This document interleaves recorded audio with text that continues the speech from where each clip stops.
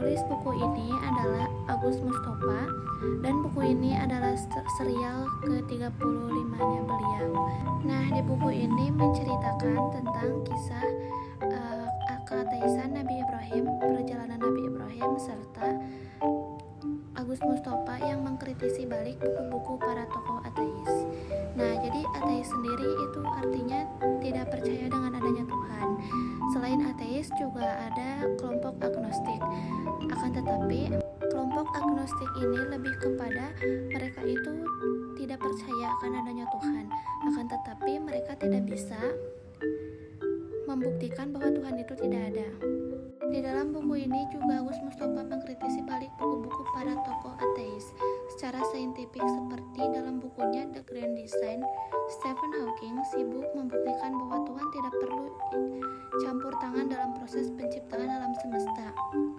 Dalam bukunya The God Delusion, Richard Dawkins sibuk membuktikan bahwa Tuhan hanyalah ilusi dan tak perlu mendapat tempat dalam penciptaan makhluk hidup.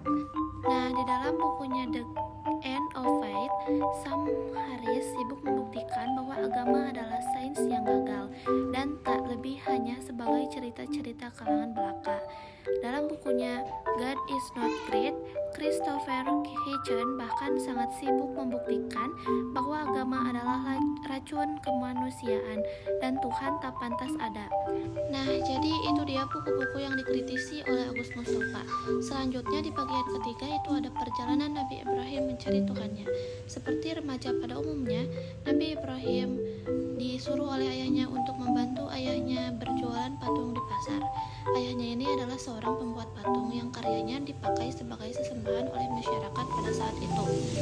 Kemudian lama-kelamaan Nabi Ibrahim mulai bosan dengan praktik peribadatan masyarakat pada saat itu. Bahkan Nabi Ibrahim memutuskan untuk kafir dari agamanya pada saat itu.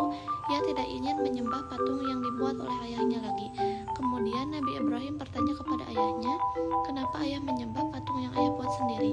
Padahal patung itu tidak bisa apa-apa, ayah sendiri yang menciptakannya. Kemudian akhirnya Nabi Ibrahim mencari keberadaan Tuhan. Yang pertama kali Nabi Ibrahim lihat adalah bintang. Sebagaimana di dalam Al-Quran surah Al-An'am ayat 76-78, ketika malam telah gelap, dia melihat sebuah bintang. Lalu dia berkata, inilah Tuhanku. Tetapi tatkala bintang itu tenggelam, dia berkata, saya tidak suka kepada yang tenggelam. Kemudian tatkala dia melihat bulan terbit, dia berkata, inilah Tuhanku. Tetapi setelah bulan itu terbenam, dia berkata, sesungguhnya jika Tuhanku tidak memberi petunjuk kepadaku, pastilah aku termasuk orang yang sesat. Kemudian tatkala ia melihat matahari terbit, dia berkata, inilah Tuhanku, ini yang lebih besar. Maka tatkala matahari itu terbenam, dia berkata, hai kaumku, sesungguhnya aku berlepas diri dari apa yang kamu persekutukan. Dari itu Nabi Ibrahim menyimpulkan bahwa benda-benda langit itu bukanlah Tuhan. Akhirnya Nabi Ibrahim mencoba memberanikan diri membuktikan kepada masyarakat yang ada di sana bahwa yang mereka sembah itu bukanlah Tuhan.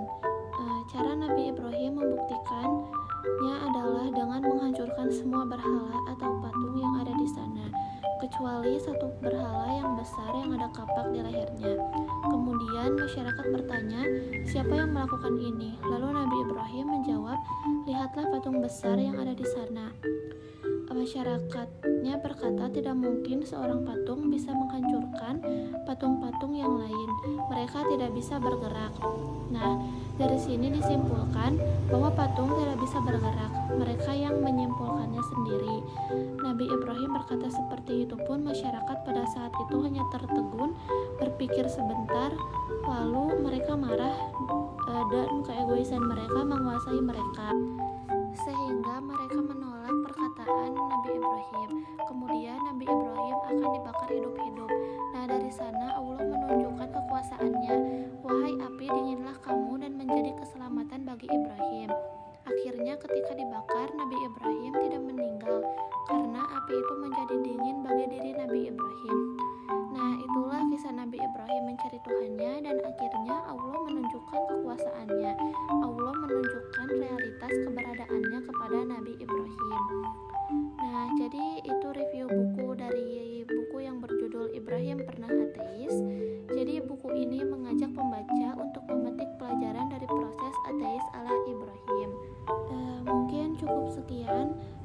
buku dari saya. Maaf jika ada kesalahan. Terima kasih kepada yang sudah menonton. Wassalamualaikum warahmatullahi